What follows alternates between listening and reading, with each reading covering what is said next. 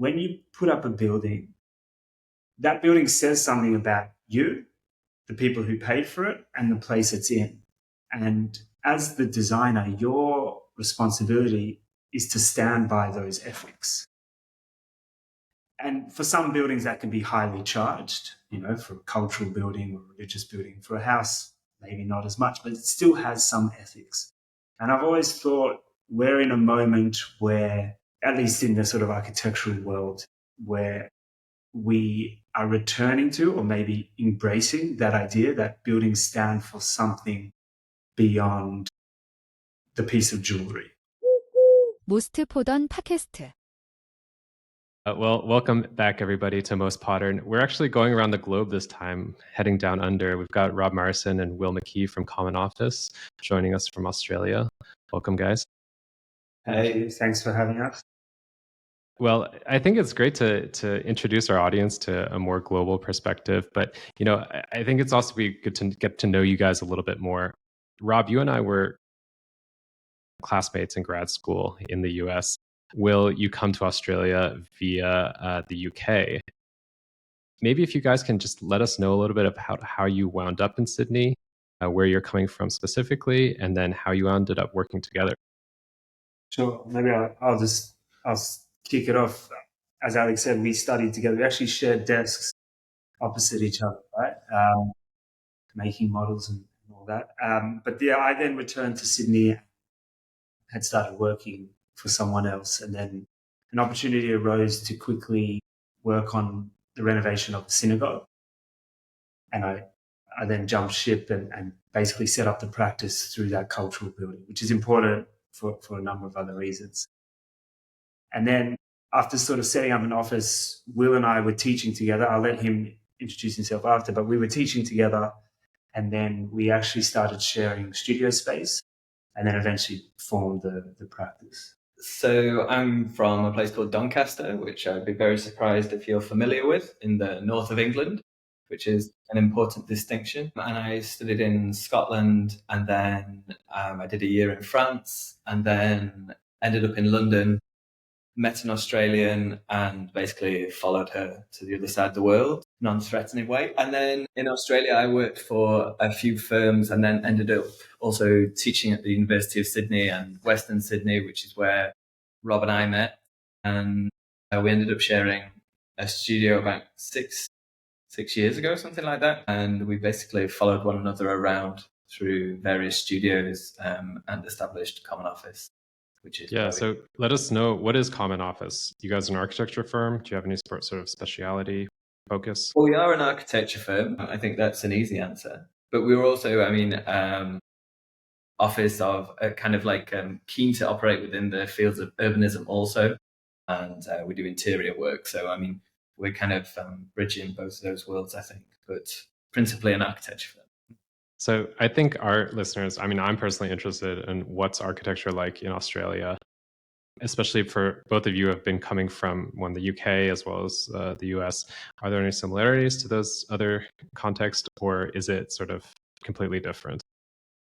I think it's interesting when I came back from the States, from Boston at least, to Sydney, that I had no intention to start a practice.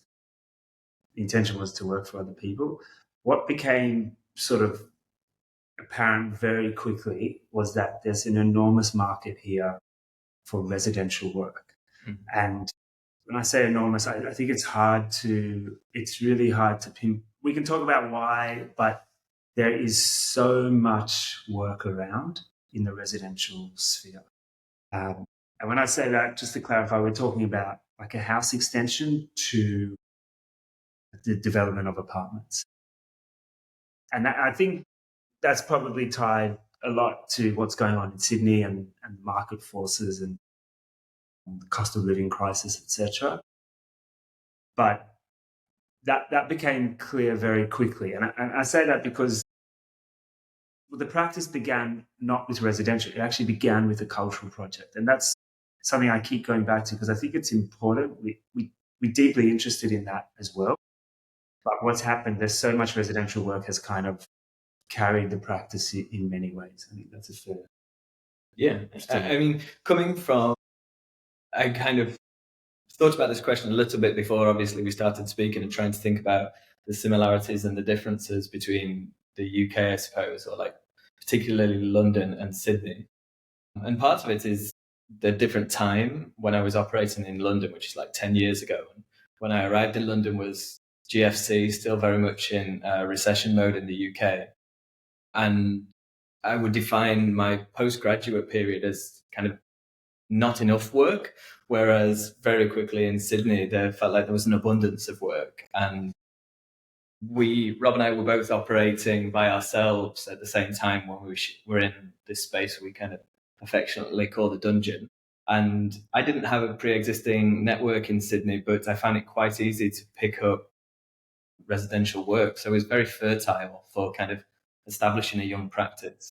I would just ask, and maybe it's a question to you guys, Alex and Minku. Sometimes I think about it, maybe it's not that Sydney just had so much work, but that we all just grew up and the work came to us. And I don't know if you find that in San Francisco or on the East Coast. Sometimes I think maybe I'm just blinding myself, but I don't know. What do you think? I mean, I know you said about talking over each people, and I'm sure we're going to do that. But it's also difficult to distinguish between what is your circumstances and what is your particular experience at that time compared to, you know, a version of me which is 10 years older, 10 years more experienced, and Sydney is 10 years later down the tube. Well, for me, regardless of the market, housing itself is more approachable because, like you said, there's different scales that you can tackle. There are different specialities that's involved and different type of clients. So I think just a spectrum of work is more wide, and also the number of work is more. I think I don't want to say it's like a low hanging fruit, but like your mom and pop or your pop's friends will need a home, and you happen to be an architect that they know. So they can come to you, and then that's where you start and you grow your project, maybe in scale, or maybe, you know, you get to be recognized by your design, and then a developer can, you know, easily pick you up and, you know, have you join a much larger team to work on a larger project. So I think there's a much diverse access points rather than other kind of cultural projects where it's more, I think it's more skewed towards already established and known architecture firms. I'm actually very fascinated that you started your project with a synagogue, because I haven't seen, at least from close friends of mine who are architects, who first starts with an institutional level kind of building. I agree with Minku. It's very hard to get your foot in the door with an institutional project, I would say. Generally, there's just more stakeholders. I'm talking about the US. But yeah, I mean, I guess it's pretty common. Like young architects, the first thing you do is apartment renovation or a single family home or something like that. But I do think that Australia is different. I mean, I follow the local project, for instance, online, and like the type of work that you guys can do down there, or at least the appreciation for it, is very different from what you get in America. I'm not sure if it has to do with the cost of labor or just like beautiful natural environments that people want to invest in their house in. But I definitely think there's a little bit of a difference. I have a lot of questions in relation to that, because I'm a developer and I see Australian projects and they are so beautiful, and also European projects, residential projects. But when I try to do it here, there are so many obstacles, like community pushback in the processes, like the cost of materials, so on and so forth, cost of labor. How do you guys achieve that? Look, I think there's something, Alex, you mentioned a few things. You said cost of labor, or then maybe appreciation of detail or something. I think there's one thing that's maybe missing, which is the biggest thing, which is cost of land. Cost of land in Sydney is so high, and the Sydney housing market has not crashed for 30 years, right? And everyone says it's about to crash. Will and I probably disagree on this a bit. I'm a staunch believer it's still not good. I mean, Sydney's a big area, right? We're talking about an area larger than LA, the Sydney Basin. Certainly within different parts of Sydney fluctuates, but I think in a lot of the areas that we are operating in, it's been a curve that has not stopped, and in my mind is not going to stop. And so when you consider that, the risk for a developer is very low. They really have to get something quite wrong to lose value on a project. So in that, I think that's a key fundamental of why a lot of our early work was for younger developers doing what we call dual occupancies, which is essentially you take one site, that site is subdivided, and you put two houses and they're attached. Was that, And those are mostly like existing sites where you either replace the home and yes, you it's an subdivide, existing house or a bungalow, and they're scattered throughout Sydney. And basically, through legislation, which is something we're really interested in as well, to deal with the housing crisis, that you can subdivide a house and put what's called a dual occupancy. And we've done about close to 30 of those now, which is, Will did the numbers earlier, but not all of them are built, but we've got planning approval for most of them. And that actually sustained the studio, and still I think is the backbone of the studio. So for those projects, you buy a piece of land for X dollars, you build it for X amount. Generally, you're going to make a profit. But I mean, I think we've spoken about this kind of in preempting this conversation, and also generally conversation within the office. I definitely have a greater level of pessimism about housing markets and housing bubbles. But I think that is because of the experience that I described when I graduated. 2008, I finished my bachelor's. 2011, I finished my master's. And in both instances, I found the construction industry very, very hostile and difficult. And so I'd experienced directly what it's like to work in recession and when you don't have that guarantee with property. But the question also, I think there is an appreciation of design and a valuing of design. What the motivation might be is still sometimes dollars, but that's okay. If somebody recognizes that good design can lead to greater sale prices. And I feel, especially when I go home to the UK, that there is, especially in Sydney, I think, which I think we have to distinguish between Sydney and other places in Australia, there's a sensibility to the object, to the design, to material qualities, to how things go together, which I don't necessarily see when I look back in the UK. In terms of appreciation and land value, it's also similar in the markets in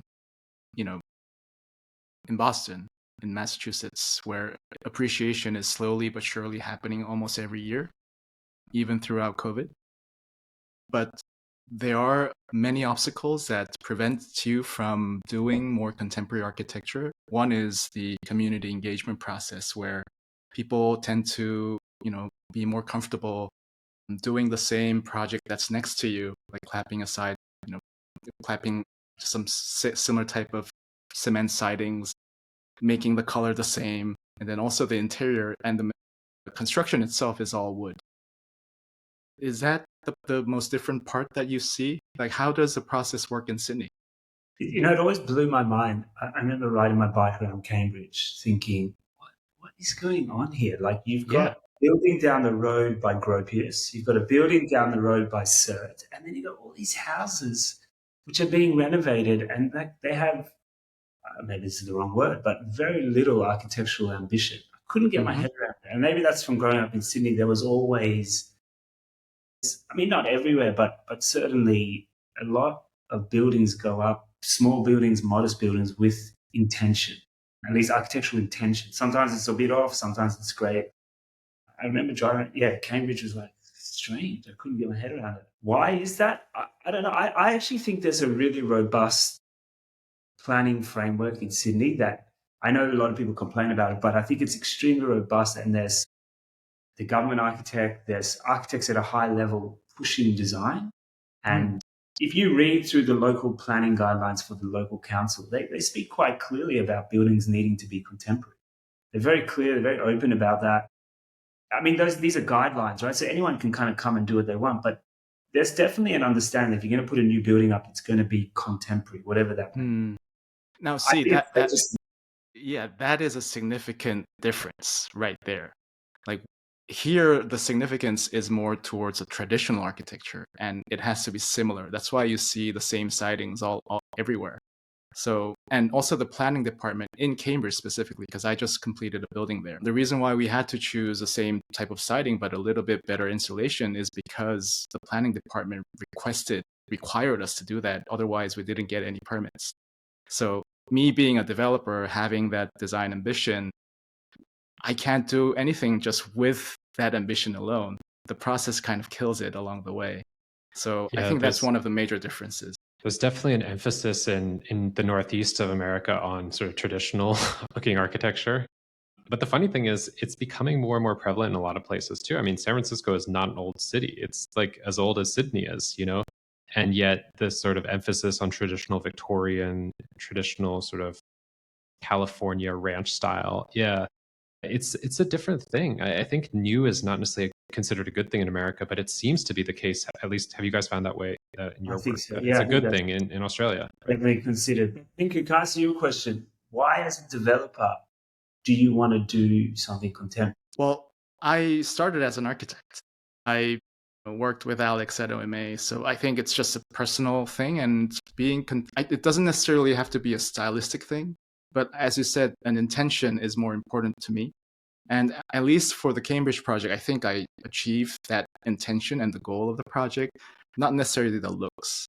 But so I also have a preference in terms of looks and something new, something different. But whenever I propose that, there's so many pushback that you have to deal with. And when I put my developer hat on, it's just a losing battle. Like I can go on and on with proposing designs, but I don't see the people coming to these meetings changing their mind because they come with a fixated mindset. I don't think we find, we have a lot of battles with the council. We spend most of our day fighting with the councils, but it's not usually over design. It's usually over. It's rarely over. It's actually very, wow. That's nice. Lucky you. To metrics. It's usually about metrics. Height, floor area, stormwater. Zoning and FAR and stuff. Yeah, FAR, which we call FSR. But that's the biggest one that we always arguing about. How much can you fit onto this site, which is obviously being pushed by the developer side. And that's generally where most of the battles occur. But I think conceptually, as a office as well, we are. I don't know that we're fighting, but there's a friction between the planning department, obviously, and ourselves, but a healthy one. And I think also we try to leverage that. The planning controls are quite significant, but that's often the reason that we end up at contemporary form or contemporary architectural solutions. And I think we also then have a very easily explained reason to developers or clients for why a building has taken this kind of contemporary form, because it is a result of these planning instruments that we're responding to. And so that's something that I think kind of has a symbiosis with the way the building's looking for us. Yeah. Well, that's also part of the battle that I do too. And I guess I'm overwhelmed by that. And I think most of the part is overwhelmed by the community. What's the community behavior like in Sydney? Or do they have a lot of, power in the process? Yeah. Look, what we call a DA, development application, which is permitting, right? When that goes into council, it goes on public notice, and neighbours can then submit formal objections, and they become extremely pivotal in the way a development is determined by the consent authority, being the council mostly. So we have fluctuated. At times we have really taken on the role of engaging with neighbours and trying to come to resolutions. At times we've found that to be very problematic from a number of reasons, and actually stepped back and said, let's just let the council navigate this, which I think is our kind of current position. Like, we do enormous amount of work in our planning documents to get them into the council. It's then upon the council to determine the impacts of this thing. But it does. It's not like, I know sort of in Boston, everything goes to sort of public discussions and public hearings. I mean, we do, when a project is over 10% of one of the major breaches, so height or floor space, or has more than 10 objections, it has to go to a public hearing. But we enjoy that process. We don't shy away from it at all. We also engage with it quite head on, I think. Yeah. This is part of the office, and it's part of getting a good building made. And I think we don't shy away from that. It seems like you guys really embrace that process. I'm curious, how common is that? I mean, it's common for common office, but how common is that amongst the architectural profession in Sydney? I think because I'm a greater diplomat. Anecdotally, I would say that some people, some designers, are almost resentful, or kind of their frustration is great at kind of the limitations that are imposed upon them by the planning system and also by neighbours' objections. And that can be quite disheartening. For some reason, Rob and I draw energy from it, and just and kind of it's. I know why. Do you know what I mean? I know why we like it. I'll tell you why. Because what happens when you prepare a planning permit or a DA, we know that is not the building that's going to be built. But I don't think everyone understands that. I think people think, oh, that's what I'm going to get. We know this is going to go through the ringer. It's going to go through 10 different meetings. The building is going to change significantly. So in a way, I think for us, there's this kind of knowledge that this thing is still in process. Still evolving. And I think maybe that's a skill set that we value within the office, the capacity to maintain your interest, maintain your kind of involvement, and recognize that all of these are just design stages.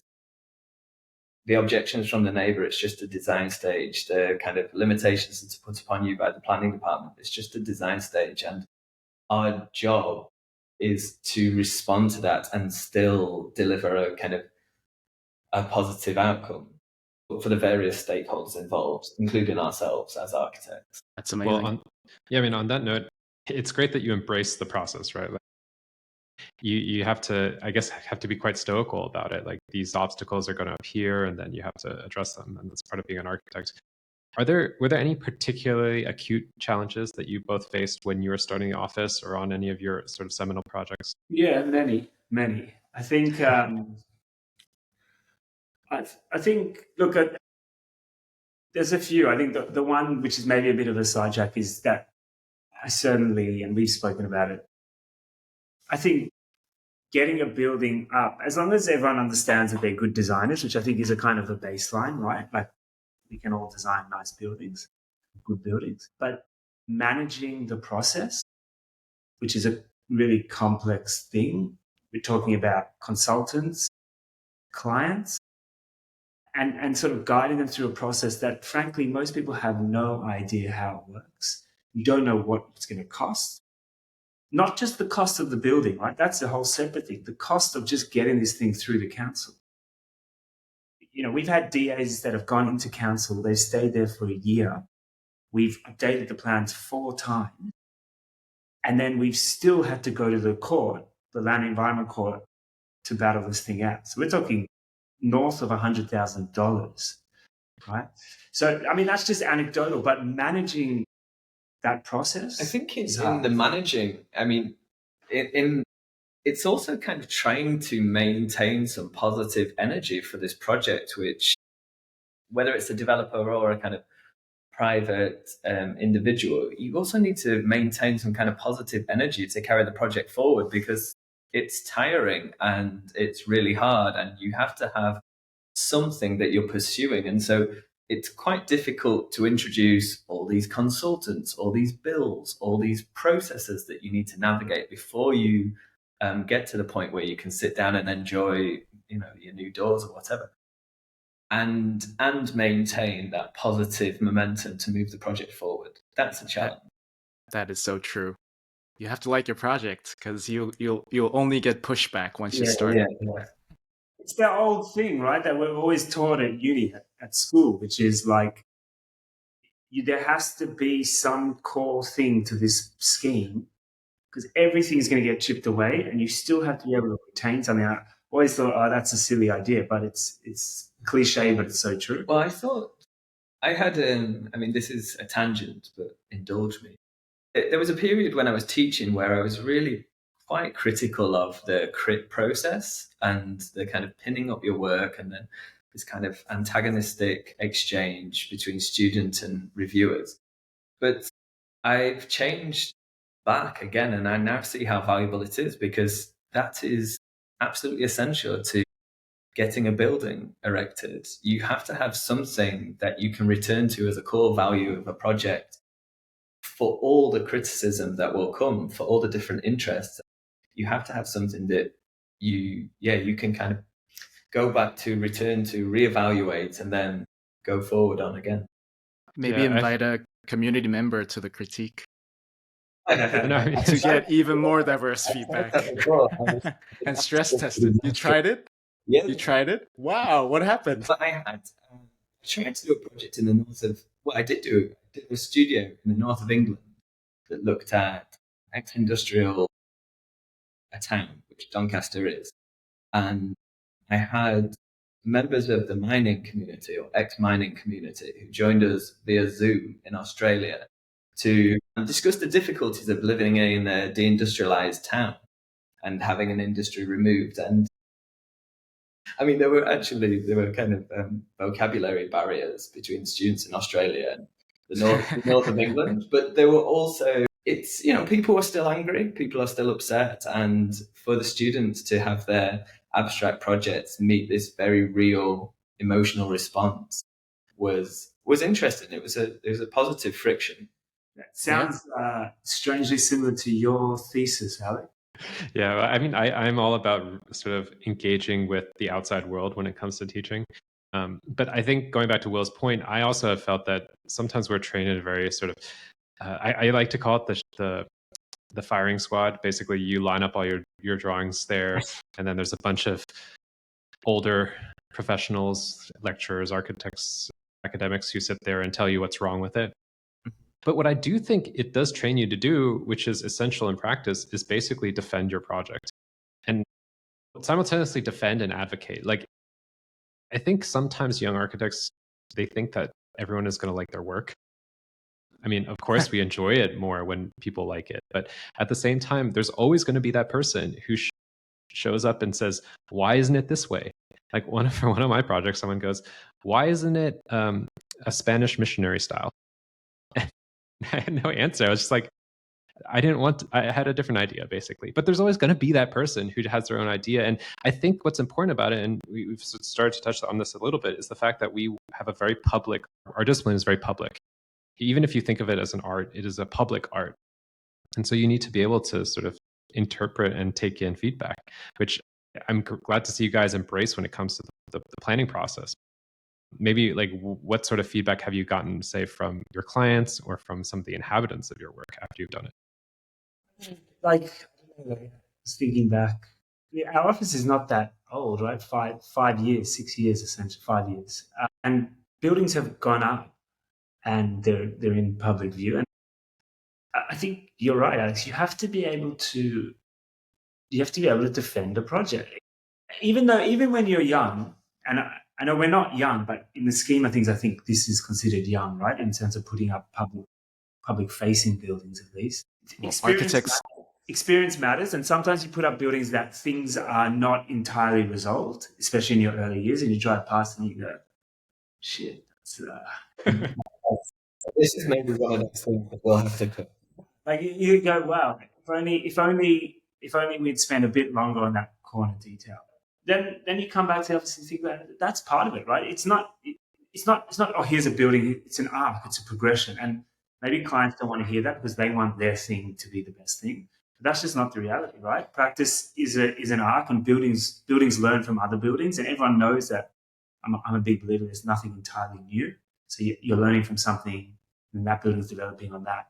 But this idea that you can drive past, or someone can say something, why did you put that column there? And you can say, because that's what we did. I think also with residential, the interesting thing, especially when you're dealing with kind of individuals, is that you're interfacing with something that's highly subjective. Everybody brings a certain experience of what living in a house should be. And so if you can't call upon other reasons for your decision making other than your own personal taste, I think very quickly you're going to run into difficulties, because why isn't it in a kind of a traditional Spanish style? Or because I didn't want to? Well, I wanted to. And if your patron wants it in that style, and the only reasoning that you can draw upon is that you want it stylistically, you think it should be this, then I think you're going to lose that argument, or at least have a very difficult time. I think, again, to revert back to the crit, it's important to be able to draw upon other reasons, even if they're not your only one or your principal driving reason for decision making. If you can draw upon other reasons, especially in residential, that's Rob, you just touched on this idea of practice. And I was wondering if you both could maybe elaborate on the difference between practice and business, also how teaching folds into this. So I think first things first is that we deeply embedded in the academy. We see that as like absolutely critical. We both taught in different capacities. Most recently, Will's been at Sydney Uni and I've been at Western Sydney University, so two sort of big institutions in the city with quite different backgrounds. Sydney being what we call like the Sandstone Institution, one of the oldest universities in Australia. Western Sydney being a very new one, catering to kind of an emerging demographic across Sydney. But we absolutely see that as critical to practice. And I think that's important to state, because I think that is actually a difference sort of in the States. A lot of the young emerging practices are totally on board with that idea. That's a baseline. I think here that's not always the case. Practice has always been, can be something separate to the academy. We both come from the opinion that the academy is critical. So how that's played out practically, I mean, most of our staff have been our students. So that's been important. Not all, but at least in the early years, that was really important. The notion of business and practice is something that we're constantly playing with. It's hard. It's very hard. I think that should just be stated. We take it very seriously, I think. There is this cliche of the architect not being a particularly good business person. And I think culturally within architecture, there is a certain disregard for business and a distaste for money as a discussion. I don't know why. I read a book that I can't remember that put some kind of reasoning why, which resonated. But I think we take business seriously and we view it as an essential component of us running an architecture firm and producing good work, so we can pay our staff properly, so we can pay ourselves properly, so we can sustain projects and explore ideas. I think that all requires a kind of robust business model to be in place. So it's something we take seriously. What's the size of the office now? We are the two of us plus another four. And then we have some other sort of subcontract consultants floating around here and there for certain things. So we're about six in general as a number. Yeah, it's a good, exciting size where you can bounce ideas and, a lot of flexibility. Can I ask you guys on the topic of business and architecture? You both worked at OMA, and there's a lot of narratives that have been floated around about how that works. I mean, can I ask your experience in how you see that from the bigger side? Yeah, I mean, I would say that Minku and I both reacted to that experience in ways that didn't necessarily reject it, but definitely deviated from that model. I mean, in general, I would also say that, Rob, when you and I were in grad school, we started in 2016, I basically predicted the death of the star architect at that point. I didn't see another one emerging, and I sort of feel kind of vindicated there. I don't think there has been one. So I think the ones that do exist will remain. Tend to liken them to like Chanel, Dior, those fashion houses where the brand will just live on even after the founder goes away. But we commiserate a lot about this. I mean, I think we saw that at a certain level of architecture, this was not really, maybe it wasn't a necessity, but it was never really acknowledged. And obviously, if you're at the top, you get the benefits of that. But if you're on the bottom, if you're a cog in the system like we were, it wasn't something that you benefited from at all. And you're basically relying on the experience that you're having to sort of motivate you to keep going. Yeah. Well, to me, in a very selfish way at OMA, there was no business because I wasn't exposed to that part probably. It was only design, and I just found that being unsustainable because I was just grinding myself in 12 hours a day, in a constant mode every day, without a weekend. I just didn't see a world that I can do this for 20, 30 years. So it was either me, opening my own firm and try to do this for myself and hoping that some project will land, or I go into the money side and business side of it, and then I try to do architecture and blending it together. So I chose the latter. And the reason was only doing design didn't feel healthy to me because you're not, unlike artists or sculpture, you're not building the work based on your own inspiration. You're not completing the work. There are many people involved. You have to bring these people on board on your vision, whatever that is, on board on your idea, and have them support your project to make it real. And that's I think nowadays being more and more difficult for just being a true architect, building their own stuff is very difficult to do.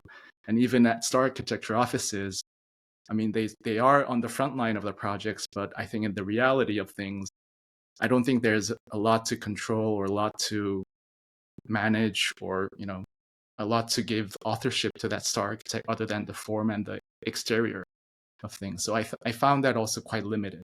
So I think for me, it's like diving into business was a way of finding my own practice. It's interesting. You talk about the design side and then you flip to the business side. I think something we talk about often is that can we make those two things within Exactly. And I'm trying to blend them together. Yeah. And there's some strategies we have. Like, for example, we haven't actually formulated these, but making sure that everyone, the younger staff, prepare site minutes. They do things that are not just drawing. They're preparing schedules. They're preparing contracts, financial summaries from a builder's progress claim, right?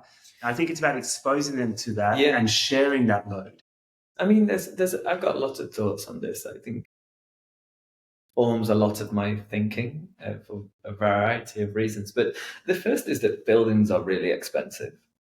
To make a building is really expensive, and it must be extremely disconcerting if you're the patron of a building and you feel that this person who's going to have an instrumental role doesn't really understand any of the financial mechanisms of making a building, or have a particularly good grasp on money or respect for money. So I think that's a big one. And then with the staff, I mean, having an environment in which somebody can kind of operate and not just be on a path of holding on until they burn out, but is sustainable for them. I mean, we have some principles that we kind of try and hold to. We pay overtime, which I think is important as part of the office, but is also important so that people who work here understand it doesn't just you don't just get overtime, but we have a request, and yes, we can allot some hours to this project because this is where it is in its development and this is maybe what the fee is. And I think trying to expose some of the younger staff to that discussion is really helpful for understanding the wider context in which they're performing. I think understanding the flow of money and the priorities of how the money works will only make you a better architect because you will understand where your clients are coming from. I mean, if it's a commercial developer, if it's an institutional building, maybe it's different. What they want, what they're looking for is different. But if you're working with a developer and in the housing world, the larger projects are mostly driven by developers, then you have to understand what they value and how you can provide that value plus more, I think is the way that every developer would want the architects to do.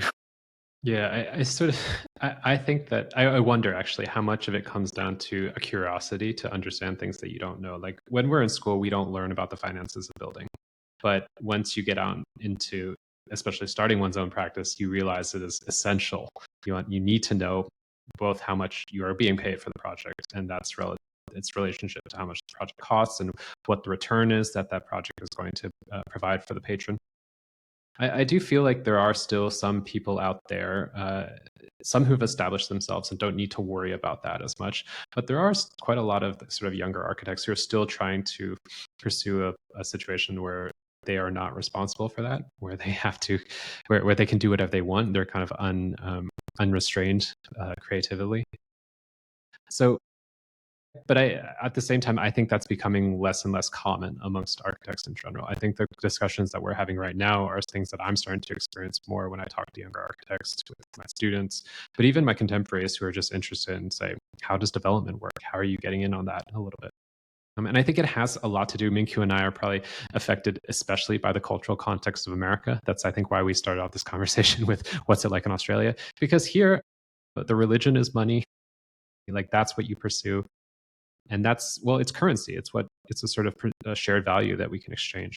But it does have a stronger effect, I think, than sort of in other contexts for sure, especially, let's say, compared to Europe, especially compared to, I'm familiar with the New Zealand context as well, where money is critical, but it's not the sort of be all end all.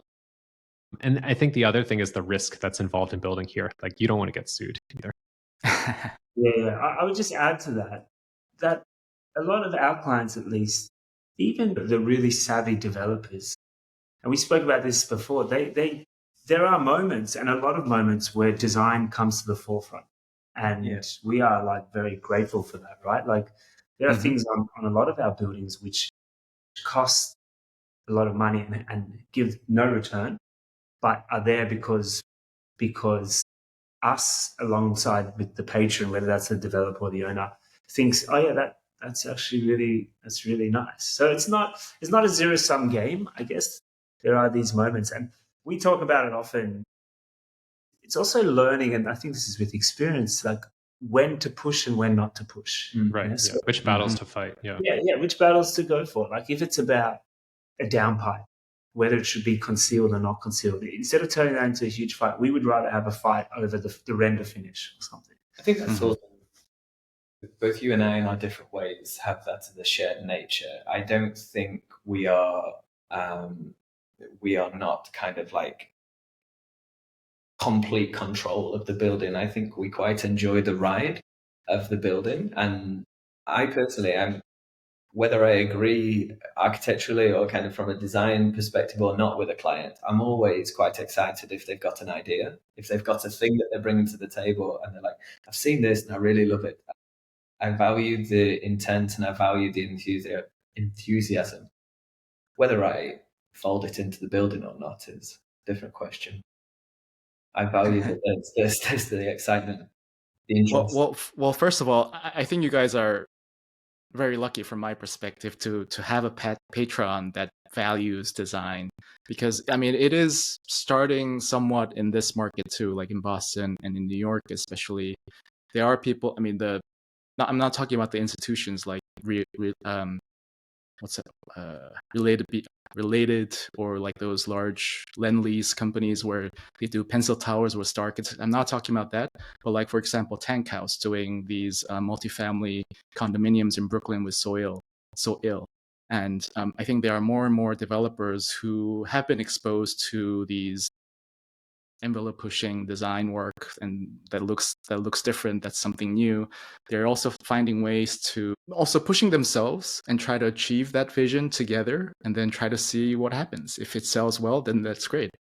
And especially in New York, there are many references out there that proves that it is valued more when it's designed better. And I think the market, not only the developer but also the lender, the banks, are starting to recognize that.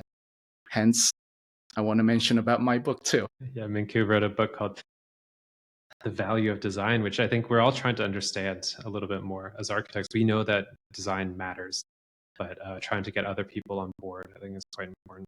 I have a question for you guys about speculative work.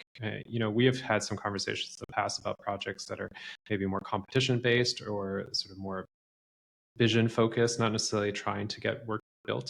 How do you guys balance that? Because I know it's something that matters to you. How do you balance that with the work that will lead to a built project, or will lead to a finished house, versus something that might just exist on the internet? Yeah, look, we've done a number of competitions. I think that's always been in our nature. We've done some together, Alex. We've done some entries together. Recently, as our work has kind of ramped up, commissioned work, the competitions have dropped off. For us, like, bluntly, it's really a matter of time. How to find the time to give enough to the competition. The most recent we did a invited entry for 5 teams to a sort of 9-unit residential project in Sydney, which we weren't successful. But yeah, I mean, they take enormous resources. The fees are very low, obviously, but I think it's just important to say we really value that. One thing we're trying to work on is to carve out the space to make those happen.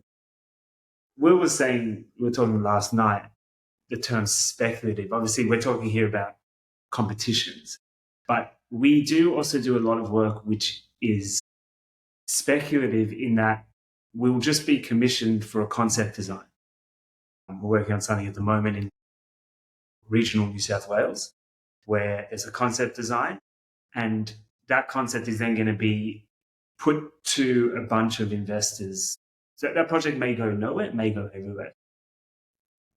I guess we're not the type who say we're only going to engage if there's an end goal. We're happy to be involved in the speculation of the project. Yeah. In terms of the typology, you guys have been doing a lot of residential. Are you worried that you might be seen as the residential architect and not for something else? And is that why you're also doing competitions to test or hopefully win a different type of buildings? Eventually, that might be something that we look at, but I don't think at the moment it's an immediate concern. I mean, I think we have worked on enough other things, and I think also the nature of the residential work has changed a little bit. The mix has more multi-res in there. We've got some kind of retail that's also starting to come through into some of the multi-residential development. So I don't know, for me anyway, that it's an immediate concern, but we talked about this last night as well. And I know personally, I'm just interested in where it can go. Like, I'm interested in any conversation. I wouldn't like to be pigeonholed. I would hate the idea that somebody discounts us because we've only done residential at some stage. But I don't think that it's an active concern at the moment. Well, it's good because I think housing in terms of typology is the most versatile, and actually all the other typologies started from housing. You know, the first office started in New York was a conversion of an existing single-family home. So I think there's a lot of branches that residential architecture can bring you. Yeah, there's also just a ton of demand. I mean, everywhere around the world, especially in these major markets, housing, as you mentioned, Rob, it's expensive. It's hard to sort of get access to your own home in a lot of ways. So at least me, I mean, Minkyu, you probably are the same. Like, I think we have all recognized that that's a type that will be sustainable if we want to grow.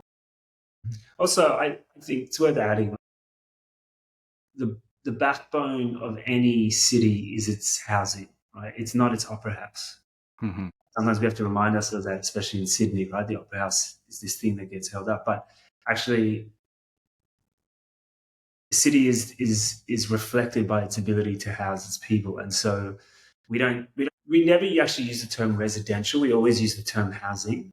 And we've, even in this short time, been involved in a myriad number of different housing typologies: student housing, low-cost housing. Through housing. We're working on a drive-through at the moment. Which is that? Wow. A restaurant, a drive-through, like American-style drive-through KFC thing at the bottom, and then housing on top. Amazing. So no, we've never. I don't know. I don't think people sort of see us as the experts in like a kitchen conversion type thing. I would also add to that we've done quite a bit of work through the courts where projects have been refused by the local council, and then we appeal that to what's called the Land and Environment Court. And then you basically run a court case, no damages, but on the merits, and it's determined by a judge. And we've actually really enjoyed that process, because at that process we've been able to demonstrate what you guys were talking about before, that why a building should be the way it is. And it's not personal. It's because it's related to street height datums. It's related to materiality across the street. And it's extremely objective. I remember one project where the council's position was that our building didn't fit into the context. We were actually lower than every other building. they wanted us to go even lower. And we just did one drawing, a street elevation, probably took us a day. We drew 15 houses across the whole street. We put it to the court, and the judge said, well, there's your answer. It is contextual, right? So that was a real moment for me, like a light bulb moment, where you could actually take an urban argument and go, this is why the building needs to be the way it is.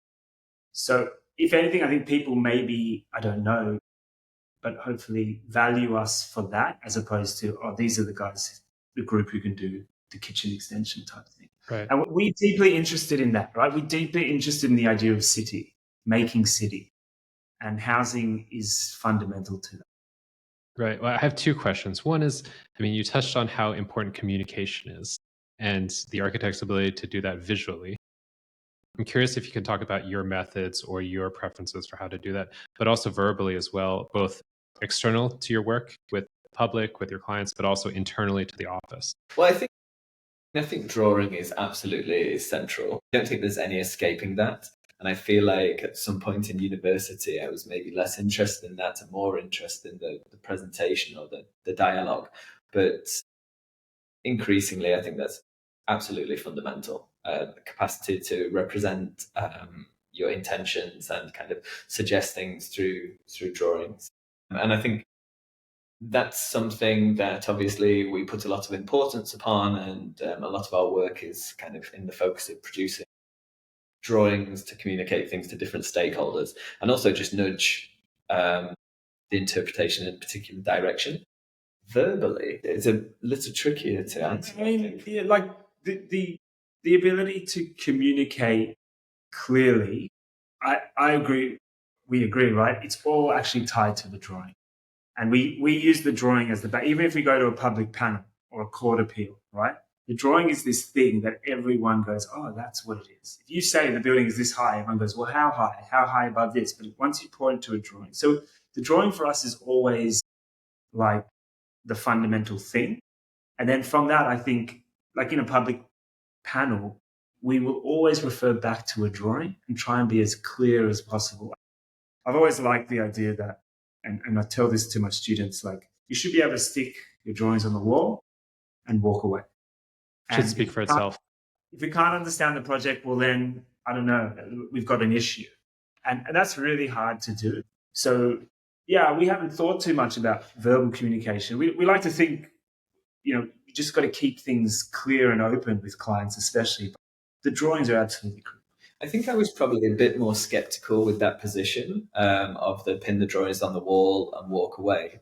And then I studied in France for a year, and I wasn't at that point particularly good at speaking French. And so I had language kind of completely stripped from me. And Google Translate at that point was not reliable. And so I necessarily had to just use the drawings and the sheet to communicate everything about the building, and then offer a few clumsy phrases here and there. And I think that's really kind of directed me since.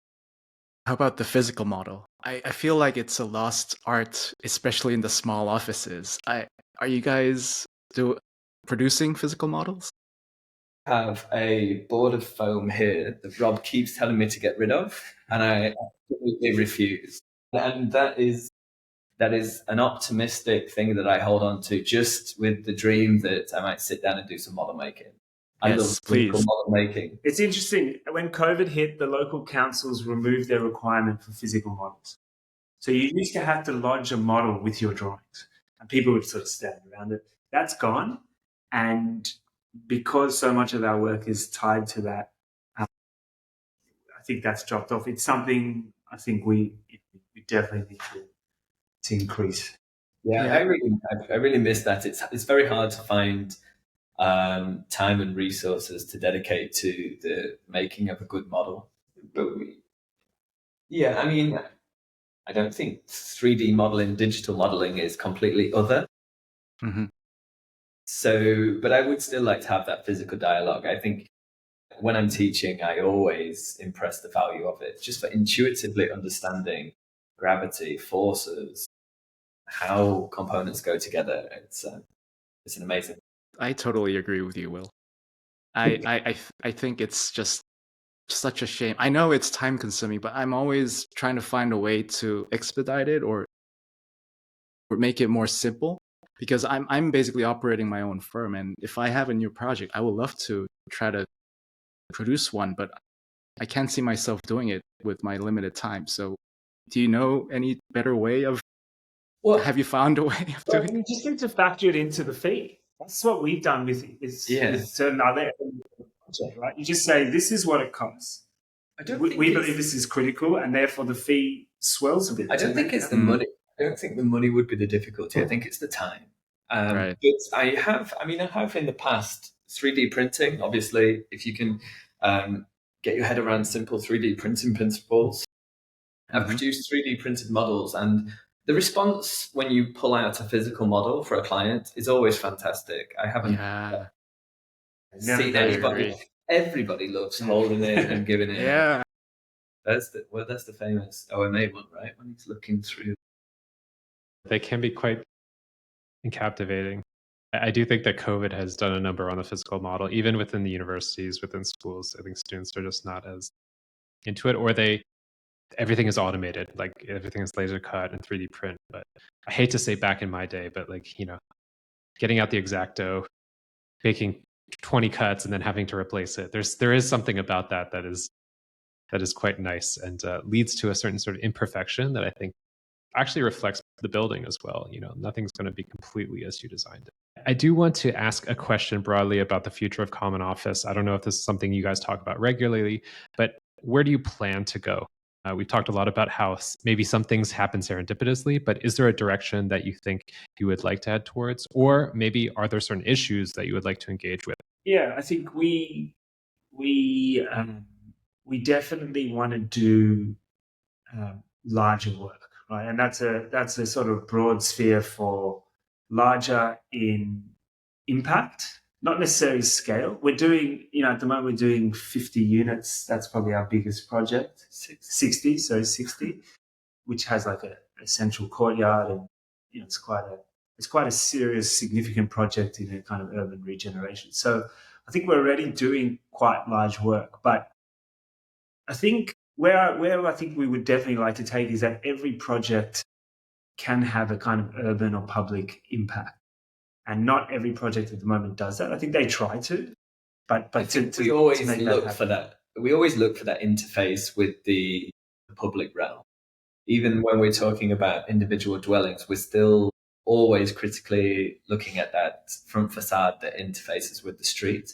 And I think Rob and I are both, in our university education, in our teaching, and in our practice, interested in that interface. And so anything that multiplies that in a project, whether it's size or kind of like use perhaps, is interesting for us. And I think moving forward, that would be something that we would actively pursue.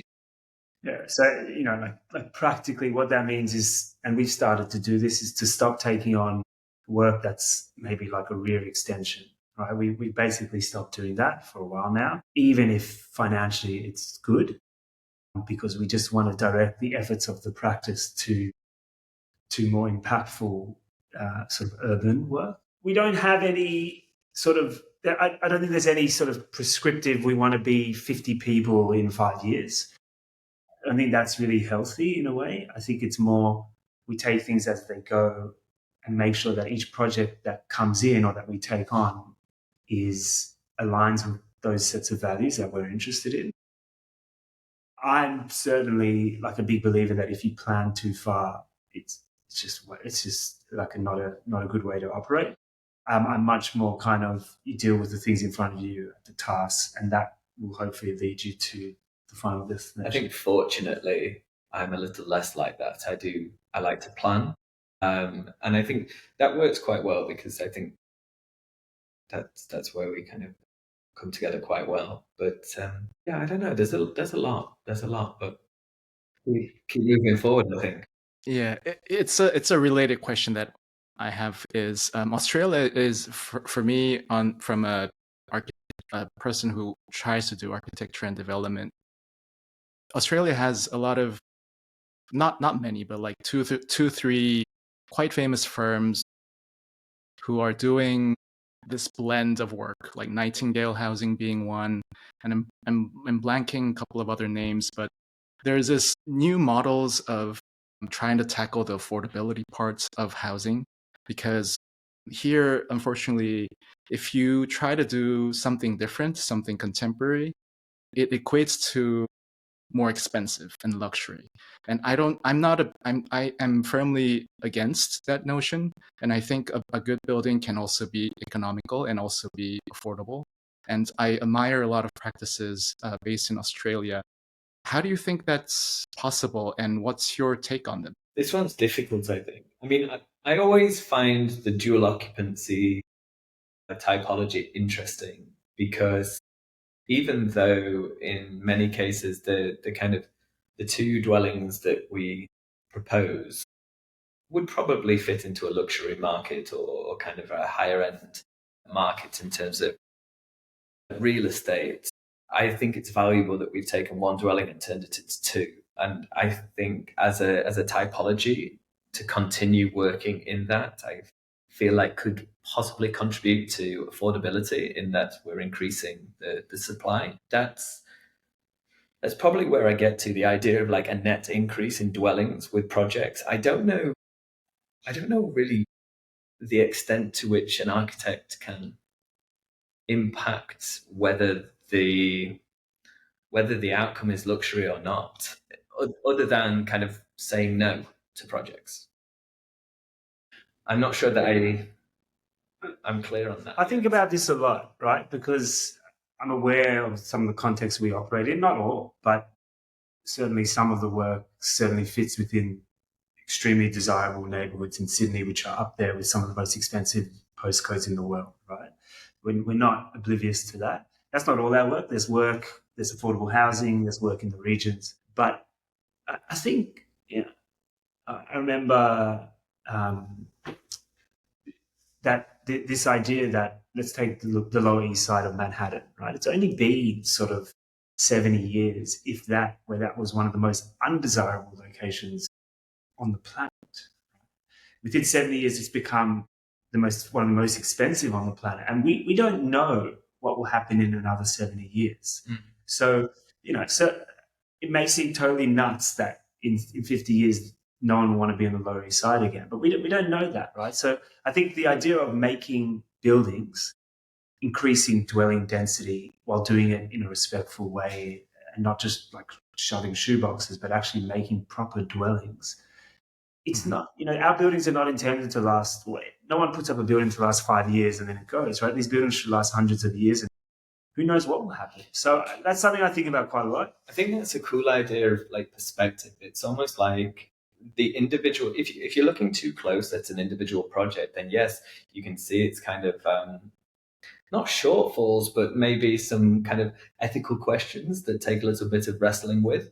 But if we zoom out, when enough time has passed, then maybe we will see the impact of incremental increases in density. The dual occupancy as an individual project is perhaps not quite what you want it to be, but en masse over a period of time, that could be transformative to an area, transformative to a real estate economy. I find that quite interesting. But Minku, back just to your question, I think it's important to say I'm not entirely convinced that putting up these buildings is cheap. I think the market, however, allows for them here because the returns will be made. I think that's always the equation, and history has shown in certain parts of Sydney and in Melbourne that you will get those returns. Like, for example, in Sydney at least, in New South Wales at least, affordable housing is predominantly provided by the private developer through incentive. Yeah, that's similar to here too. And I think currently the private market is nearly dead. I think I'm seeing a bit of movement happening again, largely because of the interest rate hike in 2022 and also the war and the construction cost hike. It all happened simultaneously, which never happened before actually, except for the war, except for when there was a war, world war. So because of that, the private market, the private development, and the model that was used to be the standard, which is buy cheap, build, and sell for more, it just simply didn't work. But then all the private market developers tried to also find ways in tackling affordable housing, because simultaneously there was a lot of grants and incentives awarded to state and federal governments. And then that trickles down to the nonprofit, like state organizations, and then them selecting individual developers to fund their projects so that their units can be deed restricted. So I see a lot of these happening, and also that's part of the area where Alex and his Operation Co is specializing in California. So I think there is an interesting opportunity here, because even if it's affordable housing, if you look at the construction budget, it's almost the same with the for-profit housing. Affordable housing doesn't mean that everything's cheap. It's a cheap build. So I think there's a lot of opportunities that actually developers and architects can create together when, aligned with a similar mindset and try to achieve a better outcome. Yeah, the difference is basically the subsidy comes in and it helps support the cost of the building. It's not necessarily because it's a cheaper building. And we're starting to experience this a little bit more. I don't know if it's similar in Sydney. I know the conversation about housing has been going on and on, affordability in general, for a while, especially post-COVID. It is a very expensive market. I think a lot of people are aware. But the conversation in America is starting to get to a much more sort of public level. You experience it in the election. You experience it from California to Mississippi to Massachusetts to Michigan. It's all over because we're just short on housing. Some of the topics we were discussing at the beginning, the who prevents, who incentivizes, who gets in the way, and who provides, I think are occurring sort of the world over. So it is quite interesting to hear from your guys' perspective, the architect's role in that process. And I do sort of agree, Will, we work incrementally. We work on one house or one project or one lot at a time, but it is together and then over a period of time that we see that change start to occur. And I think it's a very optimistic way of looking at things. So I do appreciate that. Sorry, Alex, can I just want to add one thing on that housing affordability discussion and private developers' involvement. I think one thing that's really important, we've seen that. We've actually been involved in a few of them down by Bondi Beach, right, which is one of the most famous pieces of sand in the world, lucrative place to own a home, right? We've done 2 projects now there, which are existing sort of red brick apartment buildings, 4 units, I think what you guys call a 2-pack, right? Where 2 at the bottom and then 2 at the top, a 4-pack maybe. We call them a manor house, right? So you enter down the middle, 2 units at the bottom, 2 units at the top, no lift, you walk up the stairs and off you go. We've done 2 projects where the affordable housing incentive has allowed the developer to put 7 units, so we put another floor on top, reorganize them, and then 2 of them become affordable for 15 years, which means that they are rented out by a housing provider. Now that's all sounds kind of fine. I mean, what's really important there is that we have initiated that process. So there's been an incentive for the developer. But maybe most importantly, conceptually, is that you take a neighborhood, which is consistently only the highest earners can live in this neighborhood, and you mix this neighborhood now with kind of mixed income people and a whole different range of people, right? And that's something you can't quantify. And I think that's really important that the architects can have a role in that, because you're actually then ensuring that neighborhoods do not become kind of homogenous. Mm-hmm. Static, yeah.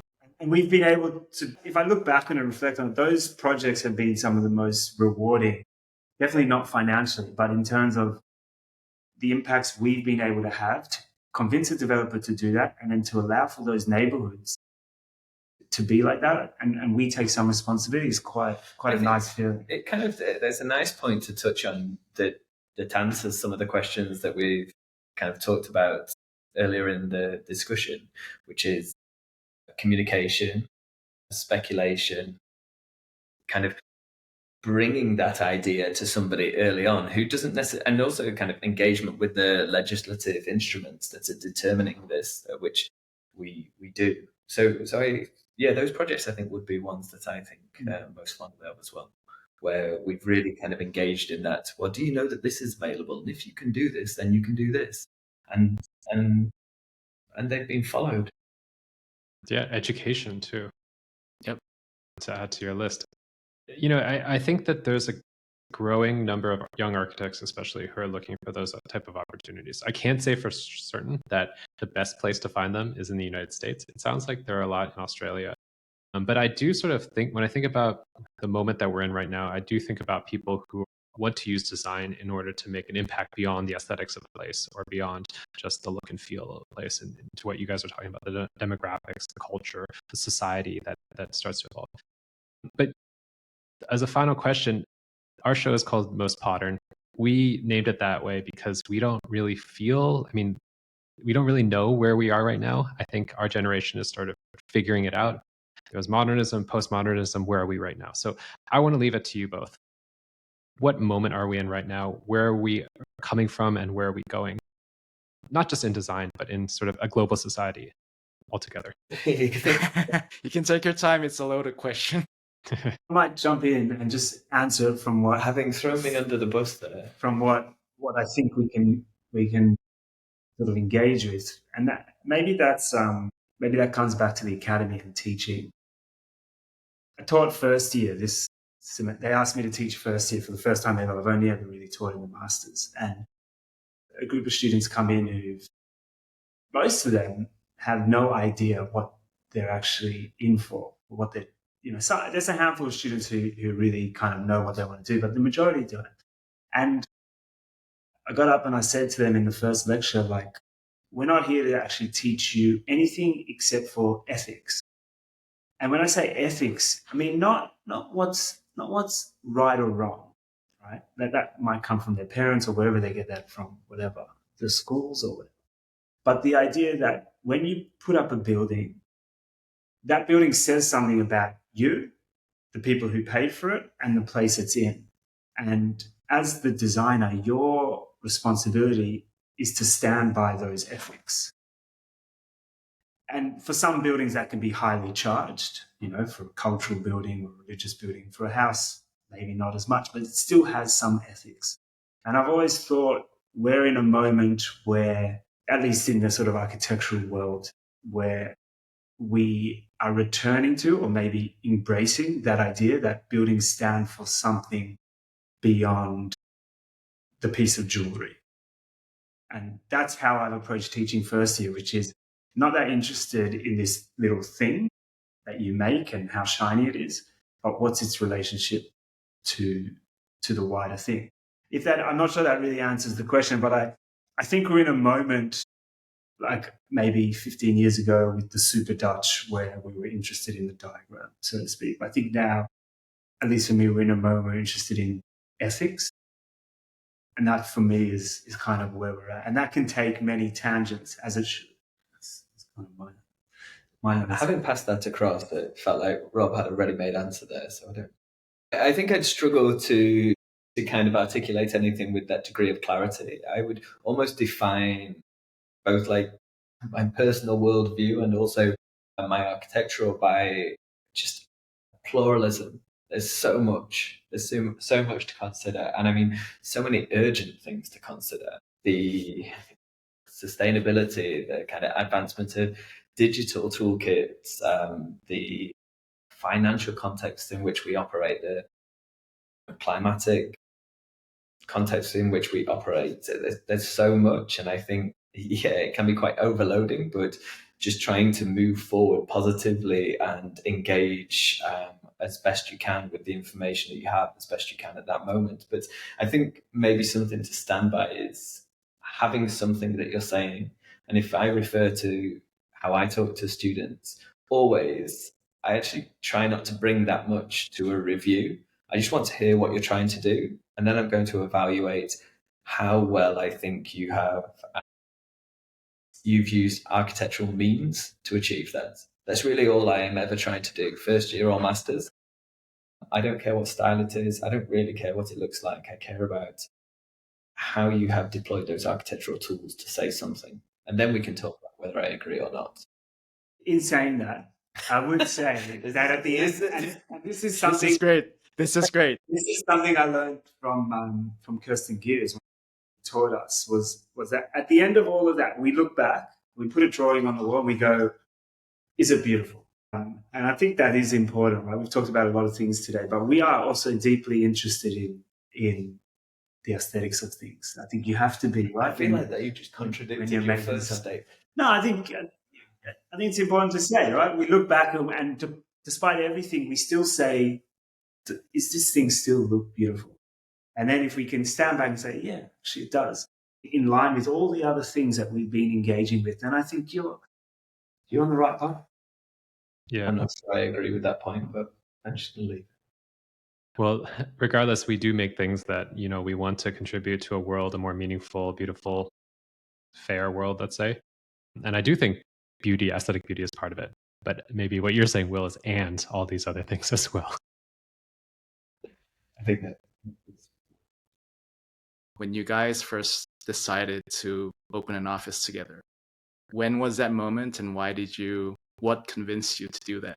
That's quite easy to answer. I don't think Will and I align on everything. Actually, I think we disagree on a lot of things. But I think what we do align on, jump in here, is a sort of ambition to do really good work. At least for me, and we've talked about this a lot, like as long as that ambition remains, all the other stuff is kind of peripheral, right? We disagree on certain things, and Will might take a project a different way, and I might look at it and go, I'd never use that paint color, whatever, right? But at the end of the day, I think it goes back to that point of ethics.